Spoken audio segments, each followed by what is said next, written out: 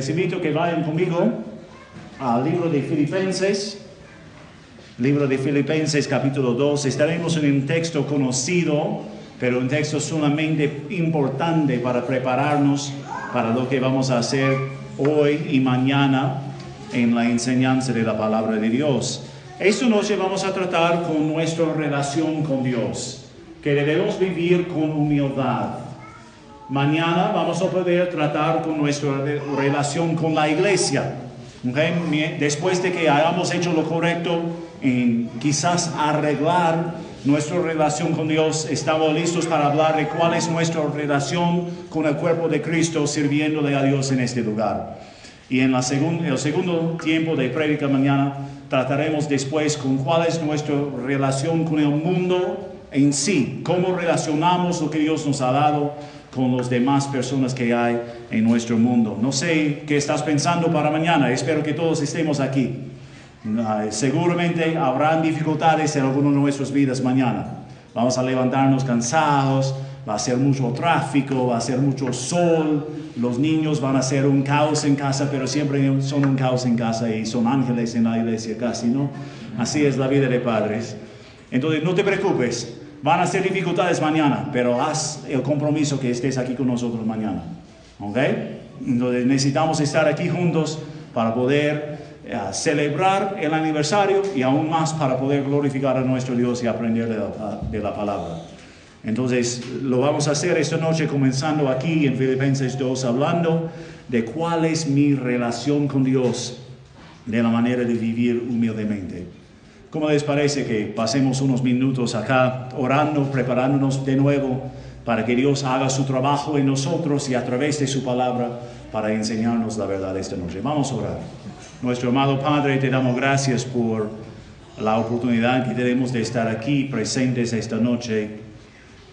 Seguramente entre nosotros hemos enfrentado un montón de dificultades el día de hoy, en el trabajo, en casa, en familia, en relaciones personales, en diferentes circunstancias. Hay hermanos que han estado trabajando duro para preparar este ambiente, para que pudiéramos estar aquí disfrutándolo juntos.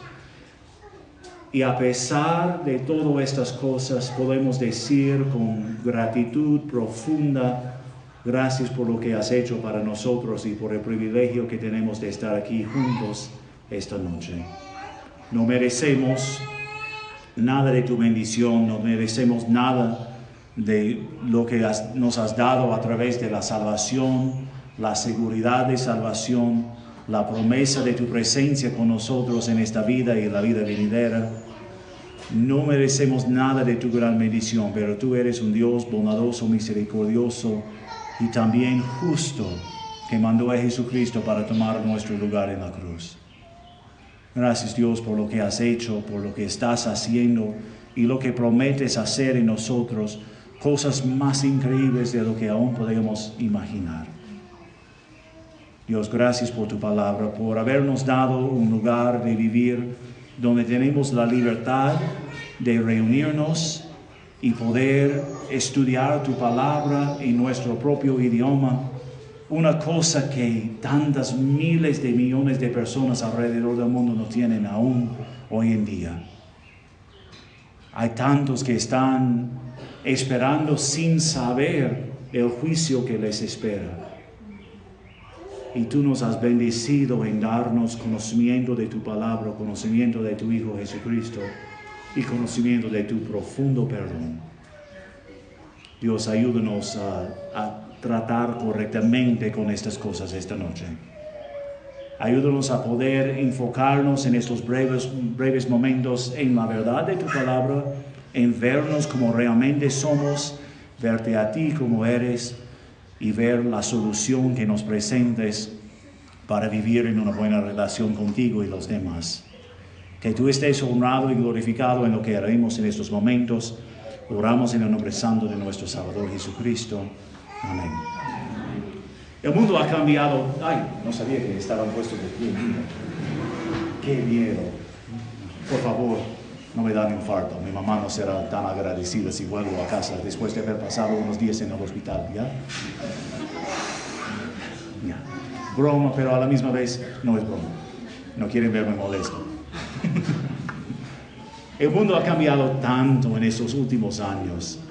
En el tiempo antiguo, quizás podemos decir las primeras décadas del siglo XX, el mundo vivía en un mundo muy blanco y negro.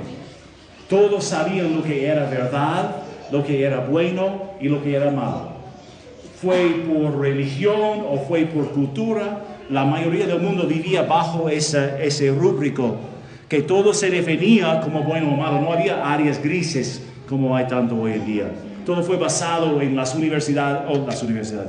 verdades universales, ¿okay? Que pecado es pecado. Matar a alguien es malo, no importa cuáles son las circunstancias, no importa cuál es la situación, no importa qué dice la cultura, matar siempre es pecado. El mundo era blanco y negro. Después de un tiempo, el mundo comenzó a cambiar y la verdad se hizo algo personal. Y muchos de nosotros entendemos esto porque hemos vivido en un mundo donde todos tienen su propia verdad. Y lo que quieres creer en tu vida, normal, tú lo puedes creer, pero voy a tener mis propias creencias y nadie me puede decir nada más. Pero aún en esos últimos años, quizás la última década, los últimos 15 años, el mundo ha vuelto a cambiar de nuevo, donde ahora es diferente. Porque ahora el mundo no piensa de lo que es verdad o no es verdad, o lo que tú es verdad o no es verdad. El mundo piensa de lo que dice la masa, la gente. Y lo que decide la gente creer, esto es verdad. Quizás a algunos les he perdido porque estoy hablando filosóficamente y me dices, no he venido a la iglesia el sábado para hablar filosóficamente, qué feo. Pero piénsalo así. ¿Cómo es que el mundo ha cambiado tanto en los últimos años para aprobar de un nivel mundial el matrimonio homosexual? Es por exactamente lo que acabo de decir. Porque ahora lo que importa es lo que la gente quiere creer. Y lo que la gente quiere creer es verdad. Lo que la gente quiere creer es verdad, y si no estás de acuerdo con ellos, tú eres enemigo del pueblo. Así es donde está yendo nuestro mundo. Si no estás de acuerdo con las voces del internet, de los medios de comunicación, si no estás de acuerdo con el pueblo, tú eres enemigo. Todo esto es producto realmente de una gran falta que hay en la humanidad. Y esa gran falta es la falta de humildad. El mundo carece de humildad. No hay humildad naturalmente en nuestro mundo. Si piensas que estoy hablando equivocadamente, lo único que necesitas hacer es subir a la cuna con los que están subiendo y ver cómo los niños se tratan entre sí, ¿no? Todo el mundo está feliz mientras que ellos tienen sus propios juguetes, pero si uno quiere lo que el otro tiene, no le importa cuánto le cuesta, le va a robar, ¿no? Y no es porque son ángeles caídos, es porque son seres humanos. Al mundo le falta, carece de la humildad. Y por eso hay tanta intolerancia en el mundo ahora. La religión del mundo es la tolerancia, podemos decir. Pero es la tolerancia de cualquier forma de pecado. Y nosotros como creyentes, se dice que somos nosotros los intolerantes, porque no aceptamos al pecado. Pero al mundo le falta la humildad, y aún en la iglesia muchas veces nos falta la humildad. La capacidad de vernos como realmente somos y verle a Dios como realmente es y hacer lo correcto. Y es el resultado de la filosofía mundana, como hemos hablado, y es el resultado simplemente del pecado. Todos nosotros nos pensamos más capaces de lo que realmente somos. No soy todavía de una edad donde puedo hablar de esto con gran fuerza y seguridad, pero ¿no es esto parte del proceso de envejecernos? La dificultad de envejecernos es que nos damos cuenta de la realidad de la vida. Todos los sueños de la juventud ahora no son tan capaces.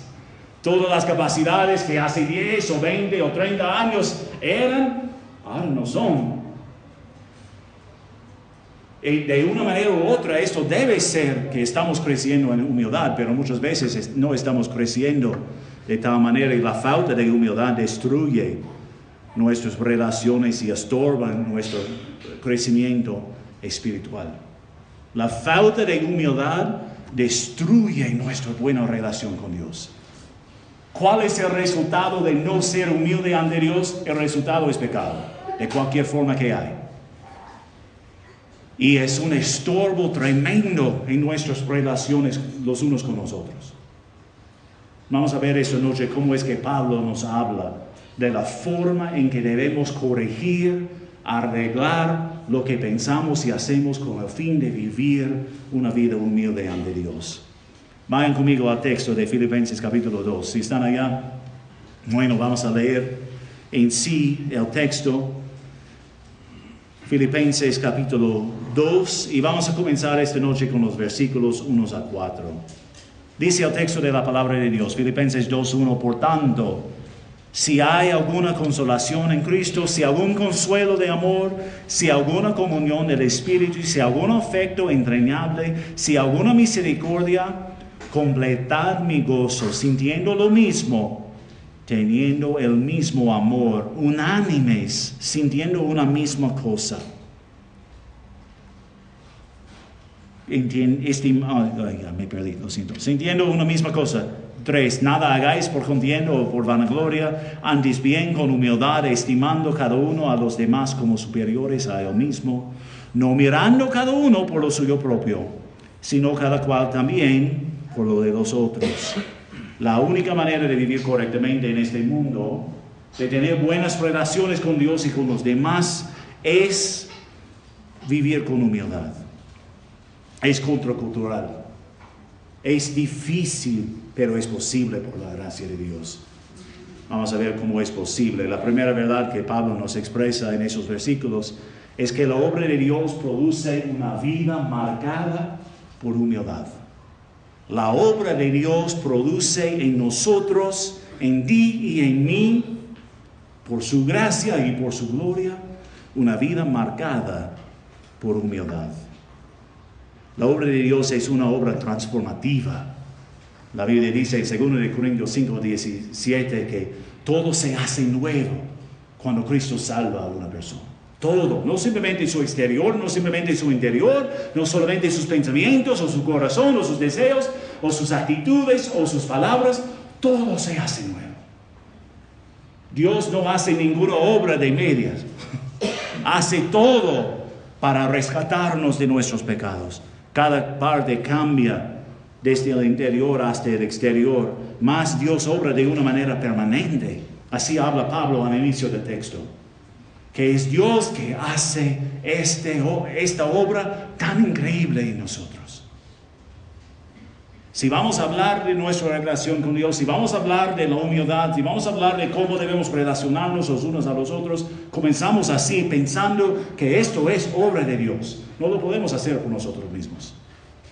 No hay nadie aquí que es capaz suficiente para rescatarse de su pecado o para hacerse más humilde y más servicial en la obra de Dios. Es solamente por su gracia y a través de su trabajo en nosotros que lo podemos hacer.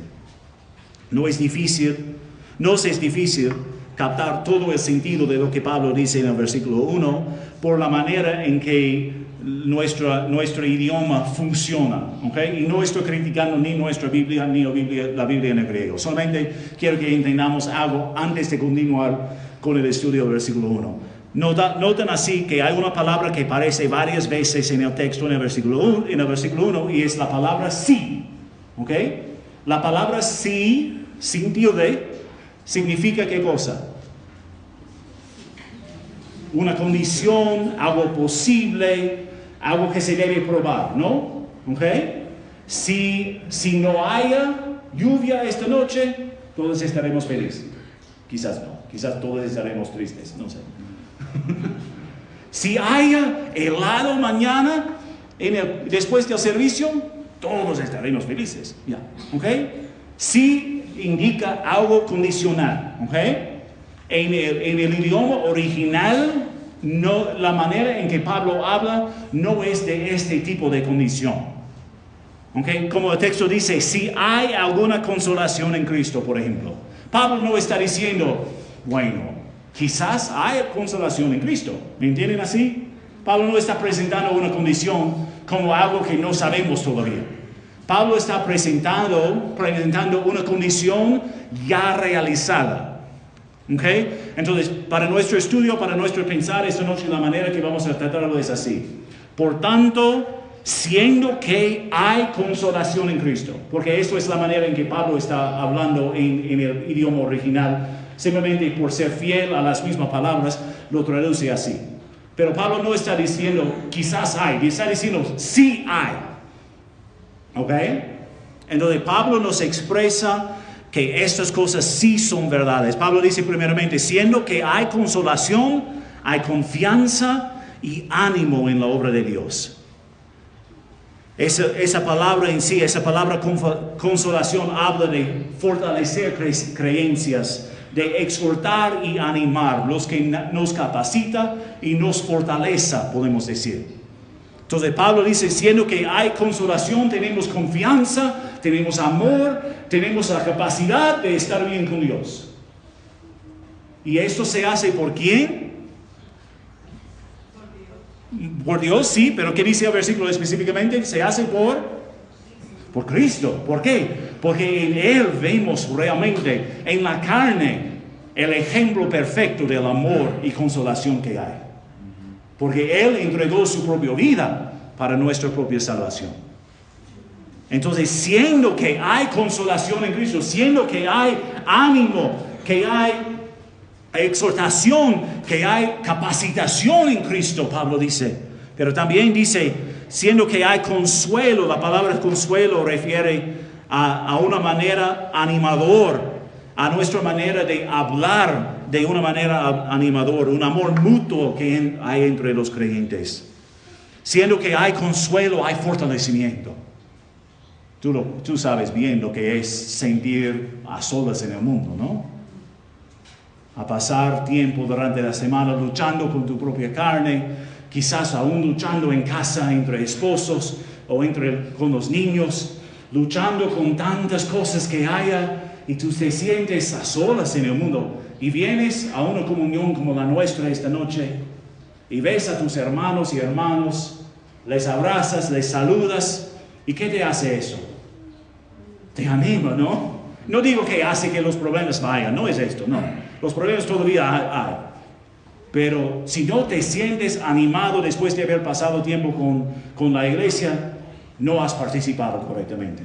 No has hecho lo correcto ante Dios. No digo que debes salir de 0 a 100 en un día, tampoco, no es esto.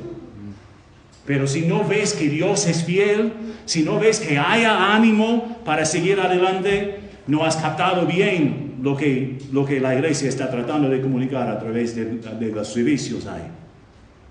Siendo que hay consuelo, hay fortalecimiento. Podemos hacer esto, entendemos esto. Siendo que hay consuelo de amor, podemos ser fortalecidos en nuestra relación con Dios. Siendo que hay comunión. La palabra comunión expresa la idea de colaboradores de un negocio, una meta común, una inversión compartida. Sería difícil abrir un negocio con alguien que no tiene la misma meta tuya, ¿no? Tú quieres ganar plata con el fin de guardarlo e invertirlo para el futuro y tu compañero quiere ganar plata para gastarlo y ir a la playa. ¿Ese negocio va a tener éxito? Jamás, para nada. Porque no hay una meta común, pero siendo, dice Pablo, que hay comunión, una meta común, una inversión compartida, siendo que hay común, hay una unión sobrenatural. Es increíble que Dios nos unaría como lo hace. Somos tan diferentes, y ni hablo de las diferencias entre culturas e idiomas y cosas así, no es nada de esto. Hablo simplemente de todos nosotros aquí esta noche. De diferentes sitios, situaciones, vidas, trasfondos, diferentes ideales, cosas así. Pero Dios nos da su unión sobrenatural a través de la comunión que hay en el Espíritu. Eso va a ser nuestro tema en la primera enseñanza mañana. Cómo es que relacionamos a través del Espíritu a la iglesia de Dios. Y también dice, si hay afecto entrañable y misericordia.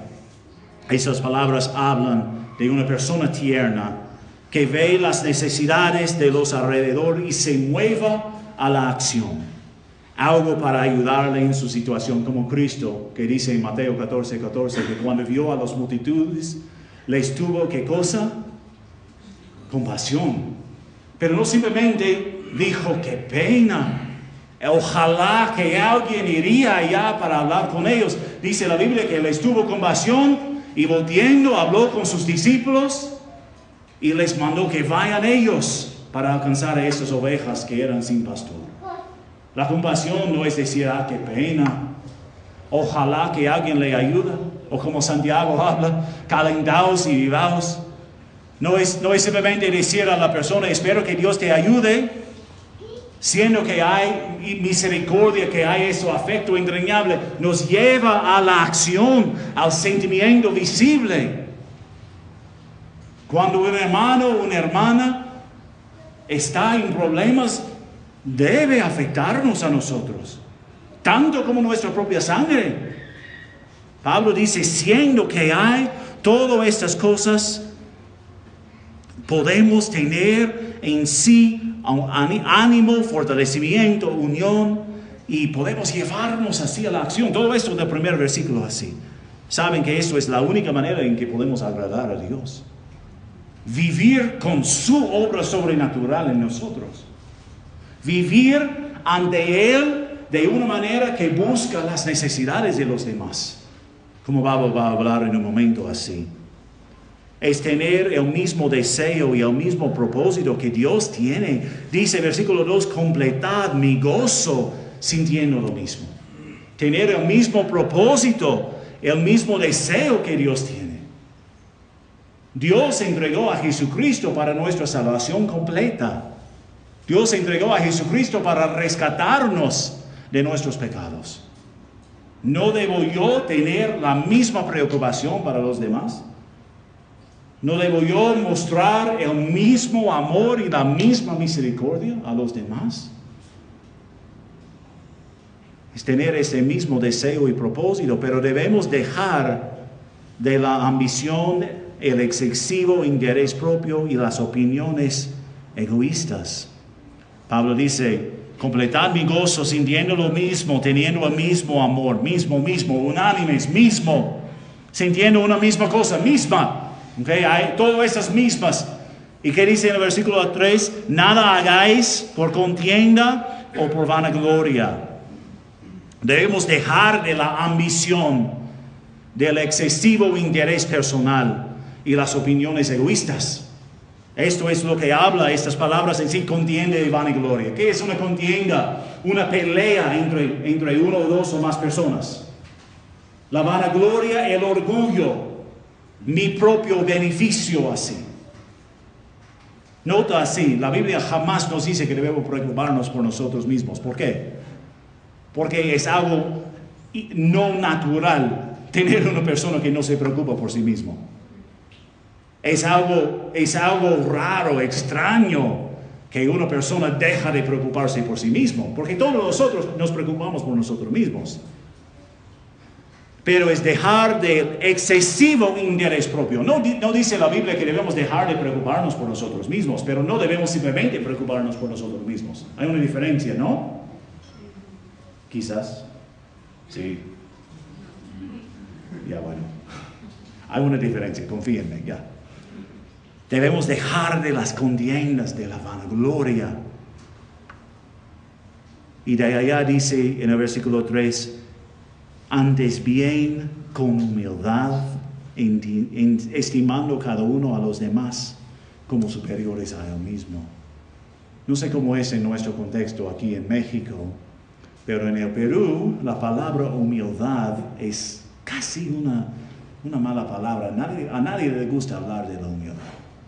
Porque relaciona a la gente común la palabra humildad con la palabra humilde. Y humilde significa sin recursos, sin educación, sin cualquier cosa así.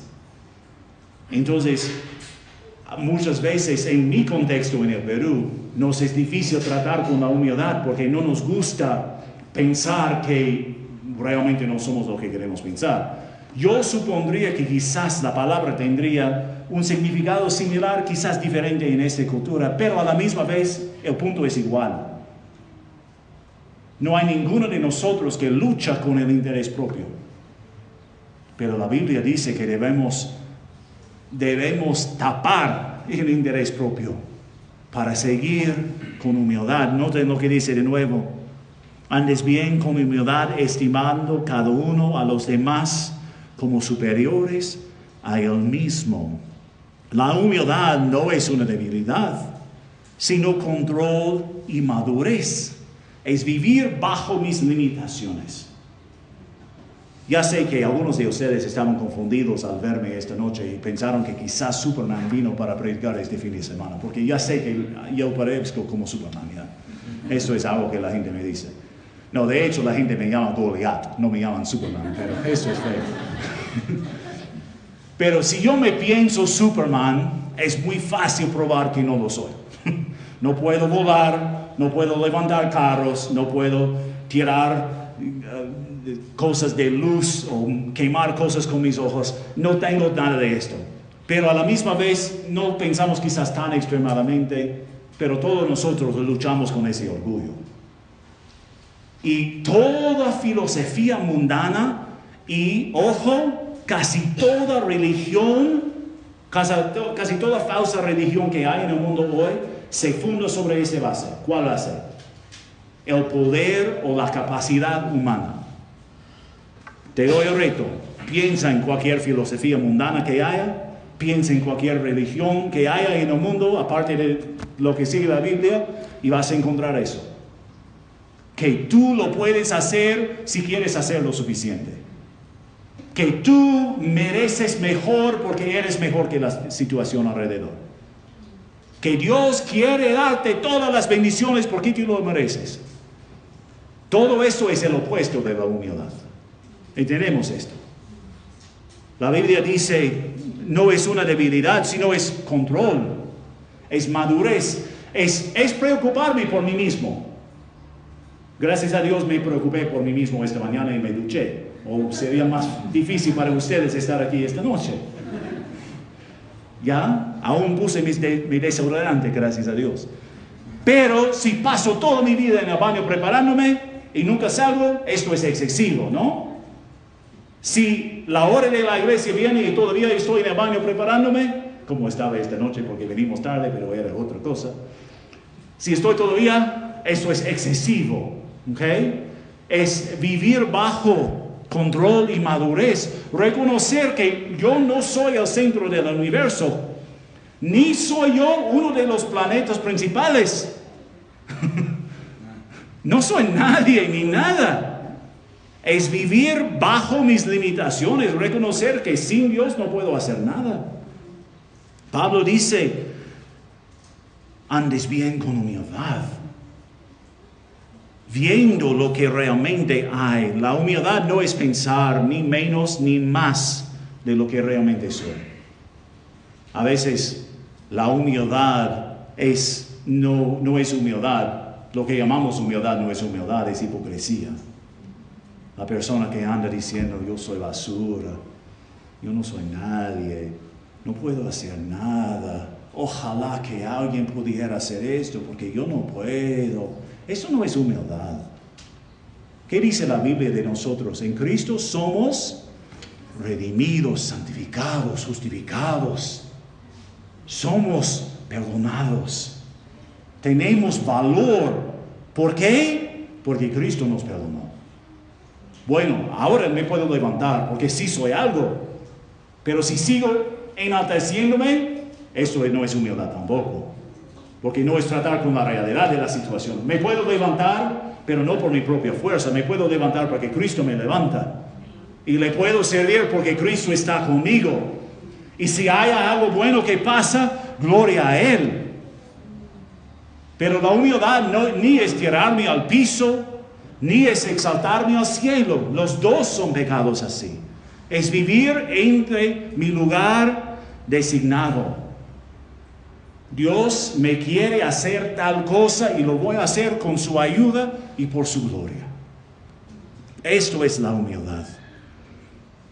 El mandato no es descuidarme, es pensar intencionalmente en los demás. Versículo 4, no mirando cada uno por lo suyo propio, sino cada cual también por lo de los otros. Hay una palabra muy clave en el versículo 4, y es la palabra también.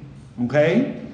Si no fuese la palabra, si no estuviera la palabra también allá en el versículo, podríamos decir, ay sí, hay que dejar de preocuparnos por nosotros mismos y solamente preocuparnos por los demás.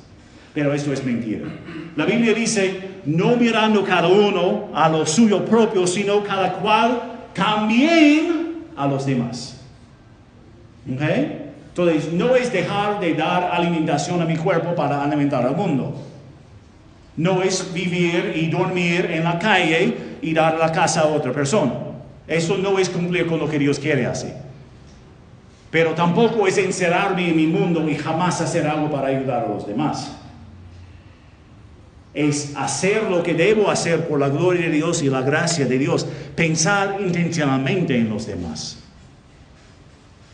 Muchas veces venimos a la iglesia pensando en lo que vamos a recibir y te sugiero que eso es malo. La iglesia no existe ni para ti ni para mí, ni para el pastor. La iglesia existe para glorificar a Dios y para exponer su palabra en el mundo. Ahora, qué bendición que en el camino Dios nos enseña, Dios nos corrige, Dios nos ayuda, no nos deja desamparados así. Pero la iglesia no existe ni para mí ni para ti. Cuando venimos aquí, venimos o debemos venir con el fin de servirle a Dios.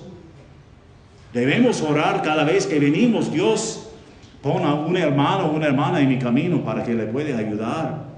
Aun si lo único que hago es pararme para orar con él o con ella, es algo, ¿no? Aun si lo único que hago es abrazarlo y decirle, esta semana te voy a llamar para ver cómo estás, es algo. Pero no he ido al seminario para estudiar la Biblia, no importa, tú lo puedes hacer. Pero no conozco todos los libros de la Biblia todavía, no importa. Nadie te va a preguntar esto tampoco. Es pensar con intención en los demás. Es contarles digno de mi servicio y mi sacrificio. Digno. Pensar en ellos como quiero que ellos piensen de mí. O por lo menos pensar de ellos de la misma forma que yo me pienso de mí. A lo mínimo. Tratarles súper bien porque yo quiero tratar súper bien.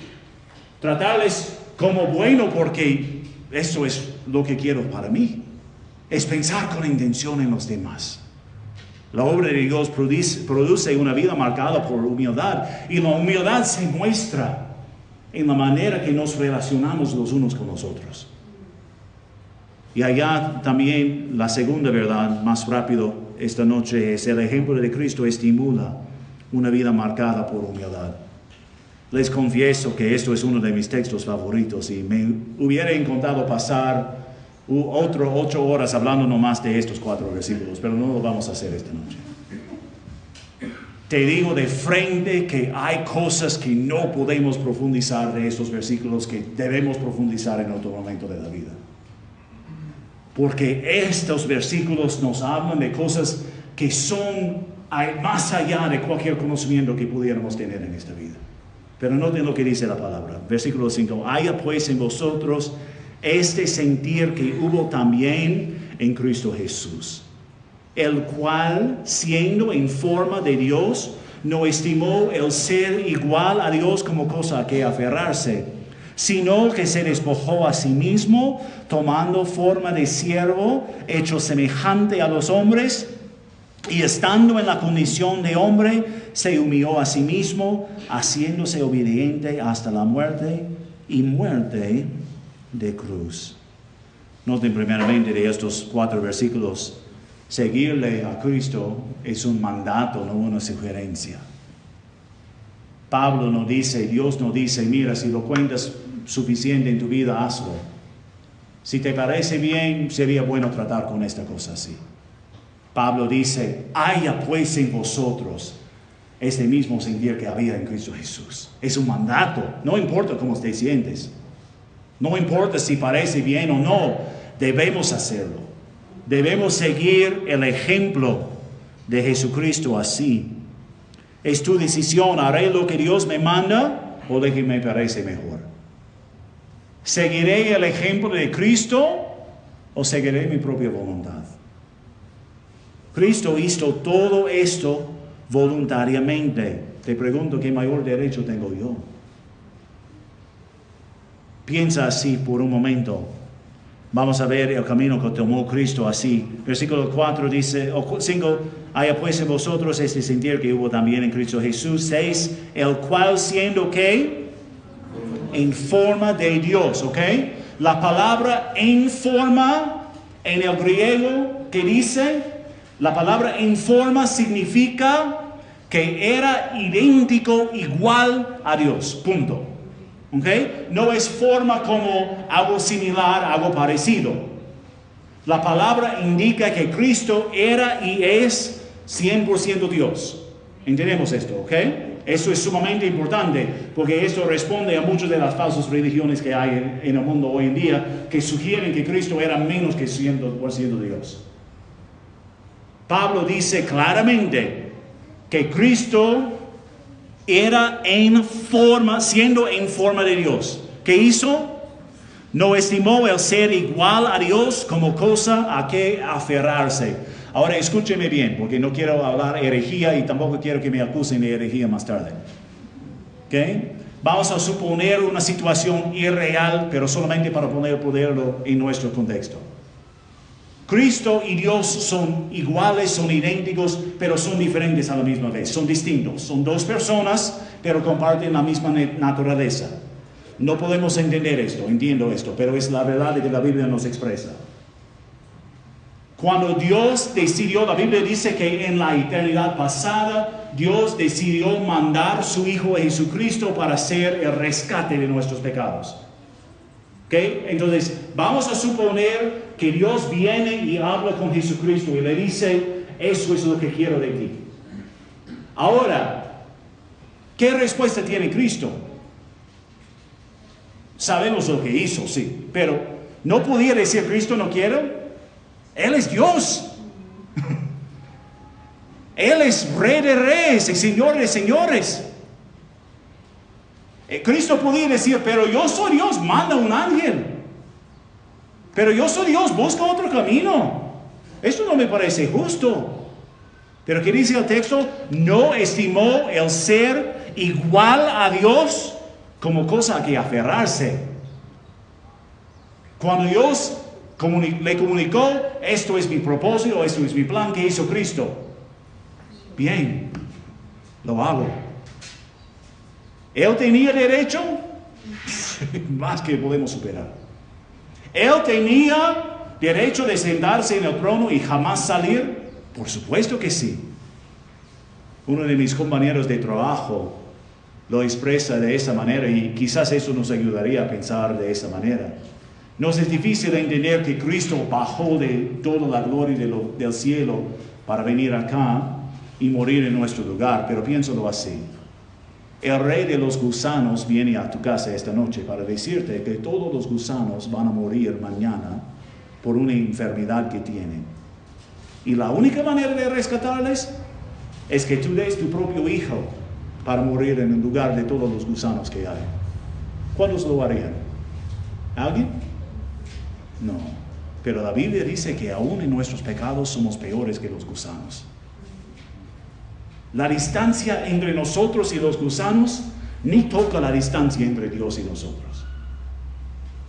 Pero Cristo no estimó el ser igual, idéntico a Dios, como cosa a que aferrarse. 7, sino que se despojó a sí mismo, que hizo, dejó de la gloria de los cielos, dejó de su trono, dejó de ser Él que estaba reinando sobre toda la creación. ¿Y qué hizo? Se despojó de sí mismo, tomando forma de siervo hecho semejante a los hombres. ¿Okay? Dejó de todas esas cosas y aceptó la carne nuestra. Ahora esto, de nuevo, es algo que no podemos entender. cómo es que el Dios omnipotente, increíble, eterno, perfecto, magnificente, podía restringirse a un cuerpo tan pequeño y horrible como lo nuestro. Wow. Que Él dejó de todas las glorias y aceptó todas las limitaciones nuestras. Jamás antes Dios se cansó. Pero la Biblia dice que Cristo estaba cansado. Jamás antes Dios necesitaba buscar alimentación. Pero cuando Cristo vino en forma de bebé, ni podía alimentarse, ni podía cambiar su pañal, ni podía hablar. Aprendía todo esto como una persona normal. ¡Qué increíble! Hecho semejante a los hombres, de la misma forma que Él es igual a Dios, es idéntico a Dios, se hizo idéntico a nosotros, no como nosotros, pero se hizo un hombre tan normal y tan común como cualquier hombre que haya existido en todo el mundo. Versículo 8, estando en la condición de hombre, si esto no fuese suficiente, se humilló a sí mismo. Nota, así es la primera vez que Pablo habla de la humildad de Cristo, pero no es la primera vez que Cristo se humilló. Pero aún estando en la condición de un gusano, de un hombre, Cristo se humilló de sí mismo. ¿Y qué hizo? Haciéndose obediente hasta la muerte. No solamente esto, y muerte de cruz. La muerte más vergonzosa que haya. Note, el camino de Cristo es el verdadero Dios que se hizo verdadero hombre. Si esto no fuese suficiente, se hizo siervo, esclavo. No vino con ningún desfile de reyes.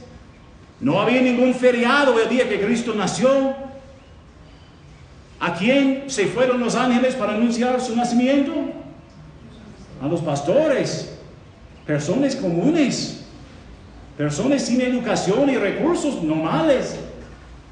Y si fuese no suficiente el siervo, ¿se hizo qué cosa? Hasta la muerte, y la muerte vergonzosa de la cruz. La humildad pone el plan de Dios encima de mis planes. Pone el plan de Dios encima de mis planes. Cristo no dijo, pero eso no es lo que quiero yo. Pero parece que hay otro camino. Él dijo, si eso es lo que quieres tú, Dios, yo lo hago. Porque esto es tu voluntad. La humildad pone el plan de Dios encima de mis planes. También no pone límites a la obediencia. Dios, te serviré, pero por favor no llames a mis hijos a ser misioneros. Dios, te serviré, pero no toques mi dinero. Dios, te serviré al domingo, pero el lunes a sábado es mío. Dios, te serviré, pero una vez al mes es suficiente, ¿no? Dios, apoyaré a la iglesia, pero ir a un servicio cada semana no es demasiado. La obediencia, la humildad no pone límites a la obediencia en sí. No dice hasta ese punto nomás, pero lo hace como Dios quiere. Y la humildad se ve en dejar mis planes y derechos para seguir la gloria de Dios. Se ve en dejar mis planes, mis derechos para seguirle a Dios. ¿Es justo que necesitamos vivir en un mundo tan roto por pecado? No es justo. Pero es lo que Dios quiere de nosotros, porque quiere que seamos nosotros luces y sal en la tierra. ¿Es justo que nos maltratan?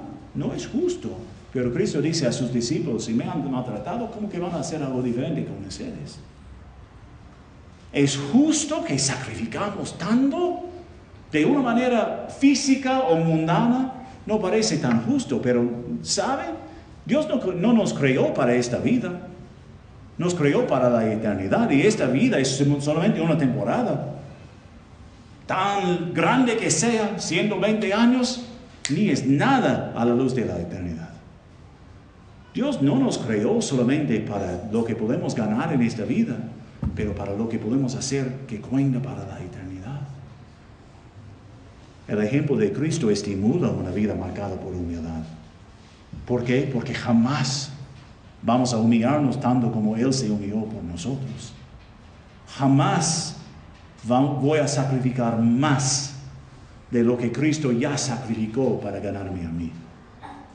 Jamás voy a entregar en las manos de Dios más de lo que Cristo entregó por mi cuenta. La humildad es integral a mi capacidad de estar en buena relación con Dios y con otros. Si no reconozco quién soy yo, soy pecador, no merezco nada de Dios, pero en su perdón y misericordia me salvó y me rescató. Si no reconozco esto diariamente y momento por momento, no puedo tener buena relación ni con Dios ni con los demás. El ser humilde es integral, es fundamental a cualquier cosa de la vida. Solamente este tipo de humildad me hace capaz de servirle a Dios. Solamente así puedo servirle a Dios. Tenemos nosotros diferencias de opinión, pero tenemos un propósito común, o debemos tener un propósito común, que es servirle a Dios. Hay dificultades en caminos, pero un mandato necesario que es glorificarle a Dios con todo lo que somos y podemos ser. Siempre hay distracciones, pero hay una prioridad, es que Él sea conocido en nuestro mundo. Si no aceptamos con humildad lo que Dios nos ha dado, es imposible que le podamos servir. Solamente este tipo de humildad me hace capaz de servirle a Dios. ¿Estás creciendo en humildad en tu relación con Dios? Quizás estás aquí esta noche y ni tienes una relación con Dios. No quiero suponer así. Hemos visto claramente lo que la Biblia dice, que Cristo murió en la cruz por nosotros. La iglesia no te puede salvar. El dinero no te puede salvar. La educación tampoco. El gobierno peor. Solamente Cristo te puede salvar. Si estás aquí esta noche y no conoces a Cristo como tu Salvador, habla con uno de nosotros. En unos momentos cuando terminamos, es la conversación más importante que tendrás en toda tu vida. No vayas hasta que estés seguro de tu lugar con Dios. Hermano, hermana, solamente con la humildad podemos tener una buena relación con Dios.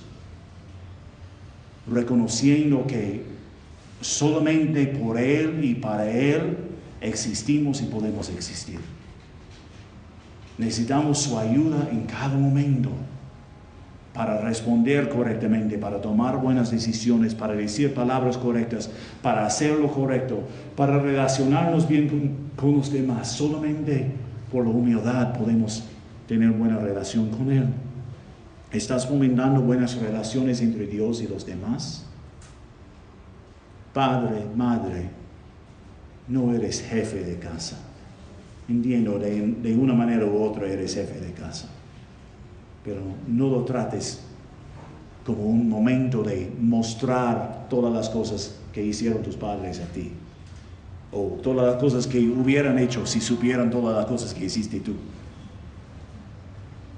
Ser padre, ser madre, es poder entregar la vida que Dios nos ha dado a otras personas que vienen detrás de nosotros. Es poder prepararles a ellos a servirle a Dios. Algunos de nosotros quizás estamos pasado esta etapa, pero todavía podemos ser una buena influencia entre la familia. Aún con hijos e hijas incrédulas. Normal. Debemos mostrarle con humildad la verdad de la Biblia. Debemos mostrarle no de una posición de superioridad. Viene para unirte conmigo para ser un creyente. No. Soy simplemente un ciego mostrando a otro ciego donde puede encontrarle a Cristo. Soy una persona rota pero sanada por Cristo. Y quiero mostrarte cómo es el perdón de Dios. Podemos hacerlo. Somos jóvenes, somos niños, somos adultos. No importa. Estás usando el tiempo, la energía, las oportunidades que Dios te da para vivir en humildad ante Dios y ante los demás. Es una lucha real para cada uno de nosotros. Confiesa tu pecado. Ante Dios, dile la verdad. No tengas vergüenza. ¿Por qué? Porque Él ya sabe la verdad. ¿Cómo que le vas a sorprender? Jamás tú vas a sorprenderle a Dios. Él te amó aún antes de que le conocieras. Él te amó aún antes que te supieras todos tus problemas. Él te amó. Confiesa tu pecado ante Él. Pídele su perdón y su ayuda, y Él lo hará. Vamos a orar. Dios, gracias por el tiempo que nos has dado en estos momentos, pensando de la forma en que debemos estar viviendo ante de ti. Dios, somos pecadores a lo mejor cada día, indignos de tu gracia, indignos de tu ayuda, indignos de cualquier cosa que nos darías. Pero tú nos contaste dignos y por esto mandaste a Cristo para morir en nuestro lugar. Ayúdanos a humillarnos ante ti, reconociendo que aparte de tu gracia y aparte de tu ayuda no somos nada. Poniendo en sí, en la mesa, todas las cosas que somos y podemos ser, y pidiendo que tú nos usas de la manera que a ti te parece mejor. Dios, ayúdanos a poder levantar nuestra vista de nuestros problemas, que son muchos. Tenemos luchas, tenemos dificultades. Nunca pensamos que no existen. Pero ayúdanos a poder levantar nuestra vista de las cosas alrededor y ver a las demás personas en nuestro camino. A los hermanos, las hermanas, a nuestros vecinos y familiares que necesitan escuchar el Evangelio. A contarles dignos de cualquier sacrificio, como tú nos contaste dignos del sacrificio de Jesucristo. Danos la fortaleza de seguir el ejemplo de Cristo también, quien no se estimó tan importante a poder rechazar tu voluntad. Si Él podía ponerse bajo tu voluntad, yo lo puedo hacer con tu ayuda de cada día. Ayúdanos a ver las cosas en nuestras vidas, las actitudes, las palabras, las maneras en que no estamos tratando bien en nuestra relación contigo, para poder arreglar estas cosas aún en estos momentos y poder prepararnos para lo que quieres para nosotros mañana y pasado mañana y cada día que nos das hasta que vengas o hasta que nos llames a la gloria. Exáltate a través de nuestras vidas. Haz que seamos nosotros luces, brillantes luces en medio de la oscuridad alrededor. Que tú seas conocido y reconocido en nuestro pueblo, en nuestro país, en nuestro mundo, a través de aún nosotros. Tú mereces toda la honra, toda la gloria. Que seamos nosotros lo que queremos, lo que quieres de nosotros, así. Oramos todo esto en el nombre santo de nuestro Salvador Jesucristo. Amén.